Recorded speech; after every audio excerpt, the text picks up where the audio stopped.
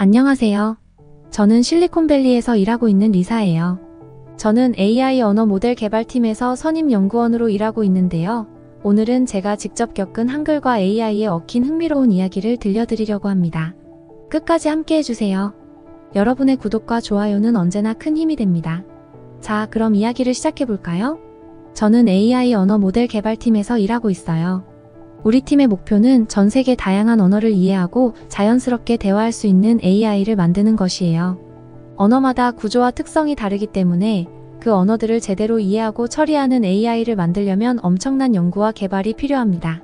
전 세계를 대상으로 AI를 구축하는 것은 정말로 도전적인 과제입니다. 다양한 문화적 배경을 고려해야 할 뿐 아니라 각 언어마다 가진 고유의 문법 구조와 발음 체계를 정확하게 이해해야 하기 때문이죠. 사실 우리 팀은 서양 언어들에 대해서는 꽤 성공적인 결과를 내고 있었습니다. 영어, 스페인어, 독일어 같은 언어들은 비교적 잘 처리하고 있었죠. 자연어 처리 능력도 굉장히 높아져서 일상 대화는 물론이고 복잡한 문장 구조도 무리 없이 처리할 수 있었습니다. 그 과정에서 팀원들 모두 성취감을 느끼고 있었어요. 매번 새로운 도전이었지만 조금씩 성공을 이뤄가는 성취감은 이루 말할 수 없었죠. 하지만 최근 우리는 큰 문제에 직면했어요. 서양 언어는 잘 처리하는데 아시아 언어들, 특히 한국어, 일본어, 중국어 같은 언어들을 처리하는 데 있어서는 여러 가지 문제가 발생하고 있었습니다. 그 중에서도 한국어는 특히 어려운 언어로 다가왔어요. 한국어는 발음, 문법, 문장 구조가 서양 언어와는 매우 다르기 때문에 기존 AI 모델로는 처리하기가 힘들었죠. 이 문제는 굉장히 중요한 것이었어요. 아시아 시장은 AI 기술의 중요한 타깃 중 하나였거든요. 그런데 AI가 아시아 언어들을 제대로 처리하지 못한다면 시장 진출 자체가 어려워질 수도 있었어요. 우리 팀에겐 굉장히 중요한 난관이었습니다. 그래서 어느 월요일 아침 팀 회의에서 이 문제가 다시 한번 화두로 떠올랐습니다. 우리 팀장님이 굉장히 진지한 표정으로 말씀하셨죠. 우리는 서양 언어들에 대한 성과는 괜찮지만 아시아 언어들을 처리하는 데 있어서 계속해서 오류가 발생하고 있다고요. 이 문제를 해결하지 못하면 아시아 시장 진출은 물 건너갈 수도 있다고 경고하셨어요. 그 순간 회의실 안은 무거운 침묵에 빠졌습니다. 모두가 이 문제의 심각성을 알고 있었지만 아무도 뾰족한 해결책을 내놓지 못했죠. 그때 팀장님이 저를 바라보며 말했어요. 리사, 이 문제를 맡아 해결해줬으면 한다고.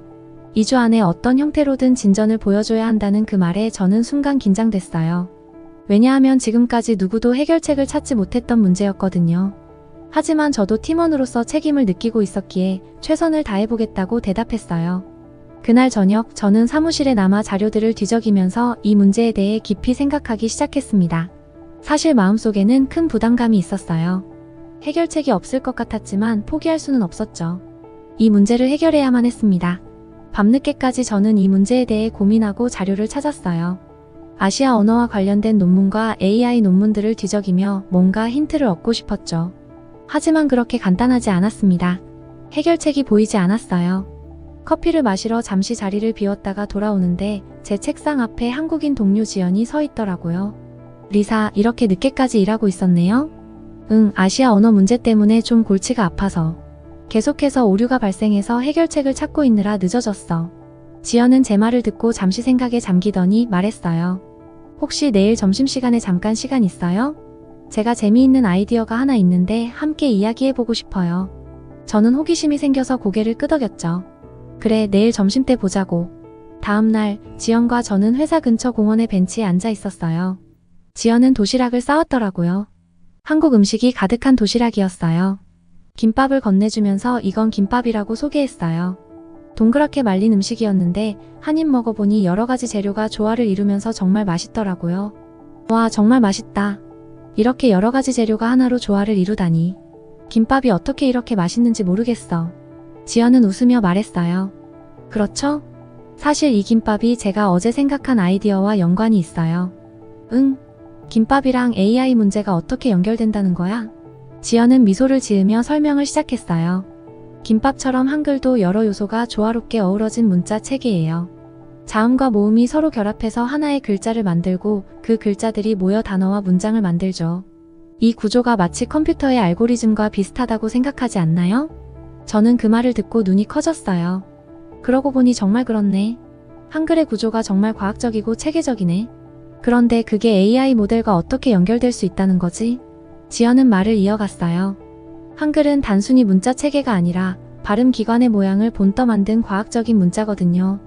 자음과 모음의 결합 원리가 AI 알고리즘에도 응용될 수 있을 것 같아요. 예를 들어 AI가 한글의 구조를 이해한다면 그 원리를 바탕으로 다른 언어들도 훨씬 더 쉽게 처리할 수 있지 않을까요? 저는 그 말을 듣고 머릿속에서 무언가 딱 맞아떨어지는 느낌이 들었어요. 그래, 한글의 결합 원리를 AI 모델에 적용해보면 한국어뿐만 아니라 다른 언어 문제도 해결할 수 있을지도 모른다는 생각이 들었죠. 그 순간 저는 지연의 아이디어에 깊이 공감하게 되었고 그 아이디어를 실제로 적용해보기로 결심했습니다. 그날 이후 우리는 한글의 구조를 연구하기 시작했어요. 자음과 모음이 어떻게 결합되는지, 그리고 그 결합 방식이 다른 언어에서도 어떻게 적용될 수 있을지 분석했죠. 한글의 구조는 정말 놀라웠어요. 자음과 모음의 조합이 굉장히 체계적이고 발음 기관을 본떠서 만들어졌기 때문에 발음과 문자의 일치성이 매우 높았죠. 이 점은 AI가 언어를 처리할 때 큰 도움이 될 수 있겠다는 생각이 들었어요. 그 후로 우리는 밤낮을 가리지 않고 연구에 몰두했습니다. 한글의 자음과 모음 체계를 분석하고 그것을 AI 알고리즘에 적용하는 작업을 시작했어요. 하지만 처음부터 순탄한 건 아니었어요. 첫 주 동안 우리는 한국어 데이터를 처리하는 데는 성공했지만 일본어나 중국어에서는 여전히 문제를 겪고 있었거든요. 리사, 이대로는 안 될 것 같아요. 우리가 뭔가 중요한 걸 놓치고 있는 것 같아요. 그때 잭이 연구실에 들어왔습니다. 리사, 내가 뭐라고 했어? 이건 시간 낭비라고 했잖아. 우리는 지금 당장 결과가 필요해. 이 프로젝트는 여기서 중단하는 게 좋겠어. 잭의 말에 저는 화가 났지만 동시에 불안감이 커졌어요. 정말 이대로 포기해야 하는 걸까? 그날 밤 저는 다시 한번 늦게까지 사무실에 남아 고민에 빠졌습니다. 그리고 우연히 책상 위에 있던 한글 자모표를 보게 되었어요. 문득 한 가지 아이디어가 떠올랐어요. 그래, 우리가 한글의 자음과 모음 결합 원리만을 보고 있었지만 한글의 진정한 힘은 그 유연성에 있는 거야. 한글은 다양한 소리를 표현할 수 있는 잠재력을 가지고 있잖아. 이를 AI 모델에 적용하면 다른 아시아 언어들도 더 잘 처리할 수 있지 않을까? 그 다음날 저는 흥분된 마음으로 지연에게 제 생각을 설명했습니다. 우리가 놓치고 있던 건 바로 한글의 유연성이었어요. 한글의 구조를 다른 언어에 적용하면 우리가 직면한 문제를 해결할 수 있을 것 같았죠. 지연도 그 아이디어에 동의했고 우리는 즉시 새로운 접근법으로 모델을 수정하기 시작했습니다. 그러나 시간이 얼마 남지 않았어요.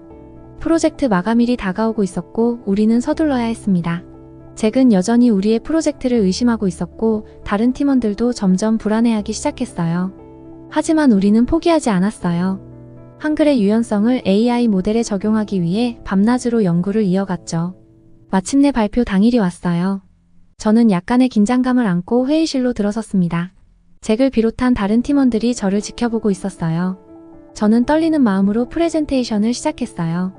우리의 AI가 한글을 처리하는 모습을 보여주고 이어서 일본어, 중국어, 그리고 심지어 타이어까지 처리하는 모습을 실현했죠. 놀랍게도 처리 속도가 이전보다 40% 이상 빨라졌어요. 팀장님도 감탄하며 말했죠. 이건 정말 대단한 성과야. 잭조차도 놀란 표정이었어요. 그가 저에게 다가와 말했죠. 리사, 내가 틀렸어. 네가 해냈어. 그 순간 저는 모든 노력이 보상받는 것 같았어요. 지연과 눈이 마주쳤을 때 우리는 서로에게 환하게 웃었죠. 우리가 해냈다는 성취감이 가득했어요. 그 후로 우리의 한글 AI 프로젝트는 회사의 주력 사업으로 떠올랐고 전 세계의 언어 학자들과 AI 연구자들이 우리의 연구에 관심을 보이기 시작했어요. 사실 그때부터 저는 한글에 대해 더 깊이 연구하기 시작했습니다. 단순히 한국어를 처리하는 것에서 벗어나 한글이 가진 과학적 원리를 다양한 AI 모델에 적용할 수 있는 방법을 고민하게 되었죠. 특히 자음과 모음의 결합 방식이 이진법과 놀라울 정도로 유사하다는 점을 발견했을 때 한글이 얼마나 혁신적인 문자체계인지를 다시 한번 깨닫게 되었습니다. 그 덕분에 우리는 한국어뿐만 아니라 일본어, 중국어 같은 다른 언어들까지도 더욱 정교하게 처리할 수 있게 되었죠. 이 경험을 통해 저는 큰 교훈을 얻었어요. 어려운 문제에 부딪혔을 때 새로운 시각으로 문제를 바라보고 다양한 아이디어를 결합하면 놀라운 해결책을 찾을 수 있다는 것. 그리고 서로 다른 문화와 지식이 만날 때 그 속에서 엄청난 혁신이 일어날 수 있다는 것을요. 지연과 함께했던 프로젝트는 이제 전 세계적으로 주목받고 있습니다. AI 연구자들이 우리의 연구에 관심을 보이고 한글의 과학적 우수성은 다시 한번 세계적으로 인정받고 있죠. 이 모든 것이 시작된 것은 지연의 작은 아이디어에서부터였습니다. 한글이 가진 힘을 깨닫고 그것을 AI에 응용하는 과정에서 우리는 놀라운 혁신을 만들어냈죠. 또 다른 사연으로 만나보겠습니다. 이번에도 한글이 AI 기술의 핵심 역할을 하고 있다는 이야기입니다. 들어보시죠. 세종대왕이 600년 전에 만든 문자가 지금은 구글 AI 연구의 중요한 도구가 되었다는 사실이 참 놀랍죠. 어떻게 이런 일이 가능했을까요? 저는 캘리포니아 대학교의 언어학 교수 데이비드 킴입니다. 사실 처음부터 저는 한글이나 AI에 특별한 관심이 있던 사람은 아니었어요. 국제 외교학을 전공하며 주로 세계 정세나 국제 관계에 대해 공부하던 학생이었죠. 그런데 우연한 계기로 한국어와 한글을 접하게 되었고 그 이후 제 인생은 정말 극적으로 바뀌게 되었습니다.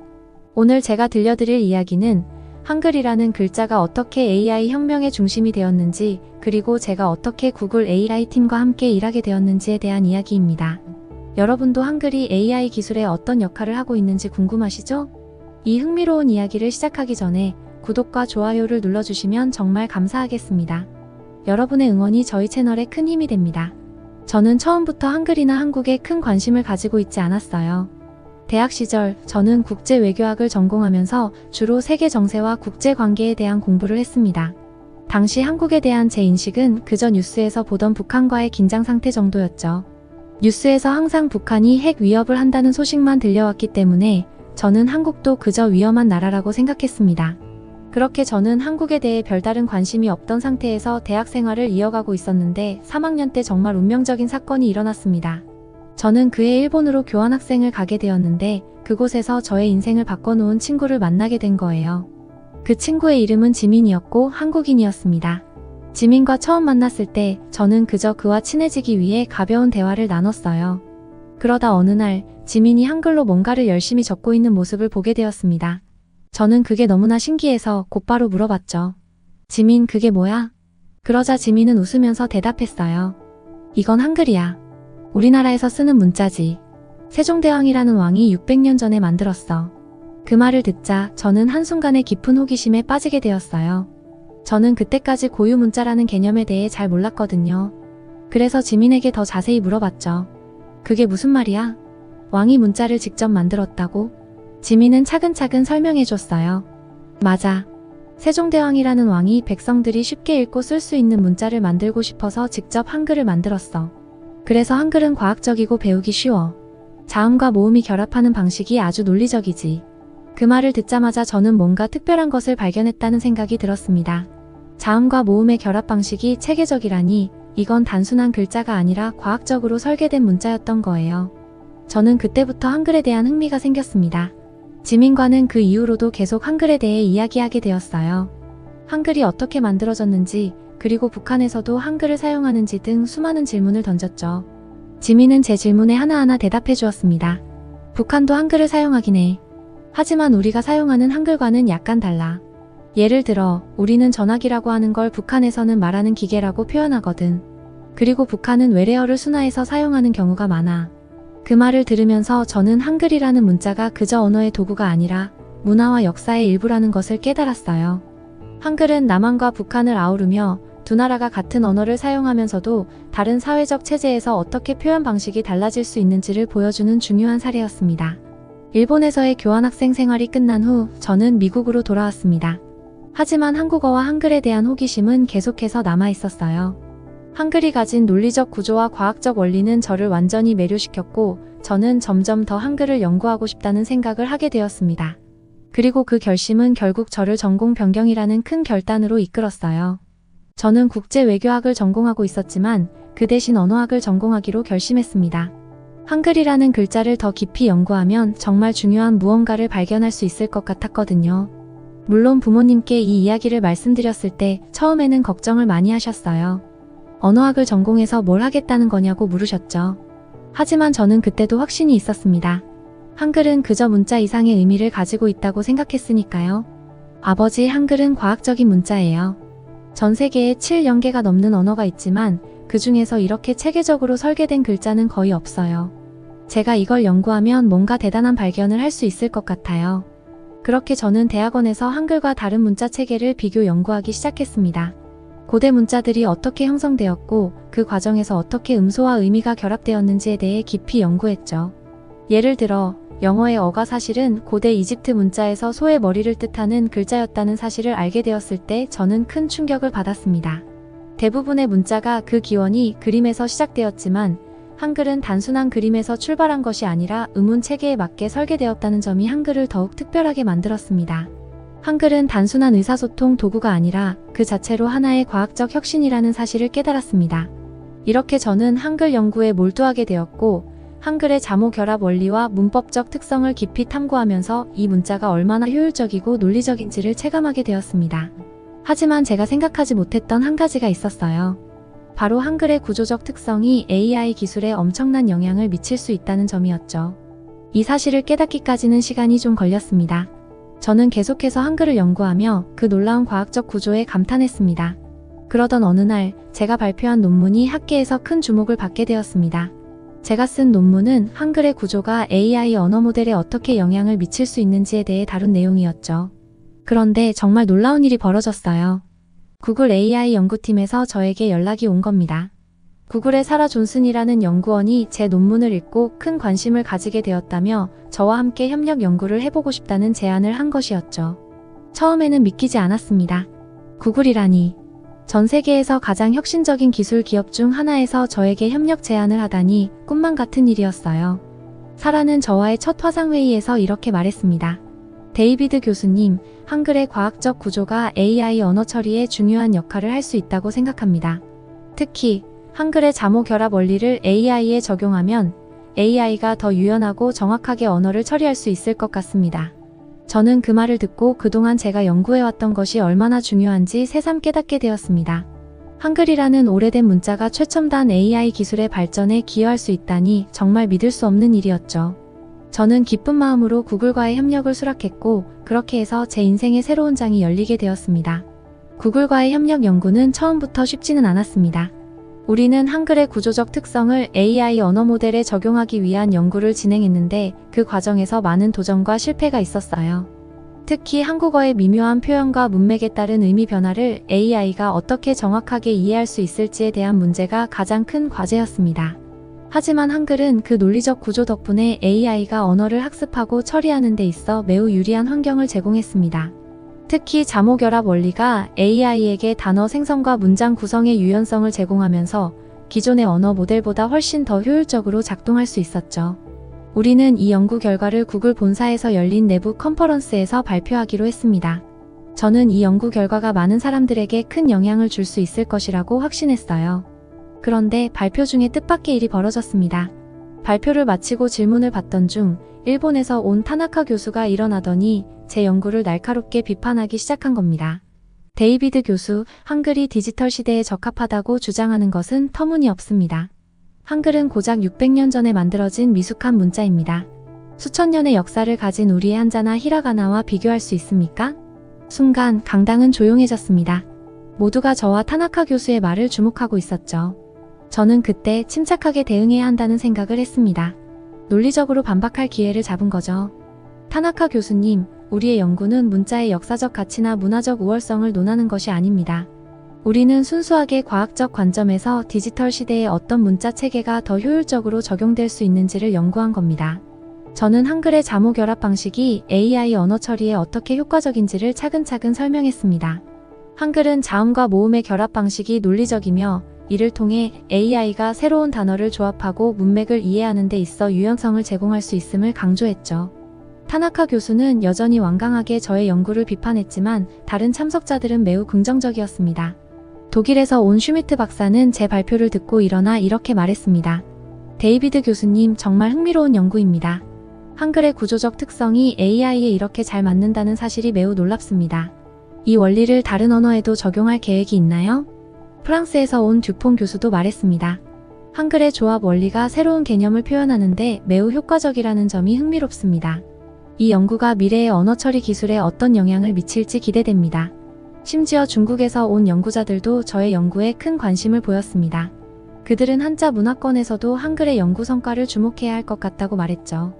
저는 이들의 반응을 보면서 우리 연구가 정말 중요한 방향으로 나아가고 있다는 확신을 얻었습니다. 그날 컨퍼런스에서 발표를 마친 후 많은 연구자들이 저에게 다가와 협력 제안을 했습니다. 특히 다국어 처리에 대한 관심이 뜨거웠죠. 연구는 예상보다 더 큰 반향을 일으키고 있었고 저는 그 반응에 흥분하지 않을 수 없었습니다. 그 후로 구글과의 협력 연구는 더 큰 성과를 이루었습니다. 특히 한글의 자모 결합 원리를 AI에 적용한 모델은 다국어 번역 시스템에서 엄청난 성과를 보였어요. 기존 번역 시스템보다 정확도가 30% 이상 향상되었고 AI가 언어의 문맥과 감정까지 이해할 수 있게 되었습니다. 하지만 그 과정에서 겪은 어려움도 많았습니다. 특히 한국어의 높임법이나 미묘한 표현 차이를 AI가 완벽히 이해하게 만드는 데 많은 시간이 필요했죠. 이 문제를 해결하기 위해 우리는 한국어 전문가들과 함께 협력했고 심지어 시인들을 초청해 AI가 한국어의 미묘한 표현을 학습할 수 있도록 했습니다. 그 과정에서 우리는 한 가지 놀라운 발견을 했어요. AI가 한국어를 배우면서 다른 언어의 미묘한 표현들도 더 잘 이해하게 된다는 사실이었습니다. 마치 한글이 AI에게 언어의 본질을 가르쳐주고 있는 것 같았어요. 우리의 연구는 이제 단순한 번역을 넘어서 언어와 문화를 정확하게 전달할 수 있는 새로운 AI 모델을 만드는 방향으로 확장되었습니다. 예를 들어 영어로 임살이라는 말을 상황에 맞게 미안해요, 괜찮아요, 아이고 등 다양한 한국어 표현으로 번역할 수 있게 만든 것이죠. 또한 우리는 한글의 구조적 특성을 활용하여 다양한 언어에서 새로운 문자 체계를 개발하는 프로젝트도 진행하게 되었습니다. 한글의 자모 결합 원리를 응용하여 소수민족 언어를 위한 새로운 문자 체계를 개발하는 것이었죠. 연구가 진행될수록 우리는 한글의 놀라운 가능성을 더욱 확신하게 되었습니다. 한글은 이제 단순한 문자를 넘어 전 세계적으로 문화와 기술의 다리를 잇는 도구로 자리 잡고 있었습니다. 한글은 디지털 시대에 맞게 발전하며 AI와 결합하여 미래의 언어 혁명을 이끌고 있습니다. 세종대왕이 만든 이 글자가 이제는 AI와 결합해 전 세계의 언어 처리를 혁신하고 소통의 새로운 장을 열어가고 있는 것이죠. 여러분, 오늘 이야기가 흥미로우셨나요? 구글과 한글의 만남이 세상을 바꿔가고 있는 이 과정을 보며 앞으로 한글과 AI의 결합이 어떤 미래를 만들어갈지 정말 기대됩니다. 여러분의 구독과 좋아요는 저희 채널에 큰 힘이 됩니다. 오늘 긴 이야기 들어주셔서 감사합니다. 다음에 더 흥미로운 이야기로 찾아뵙겠습니다.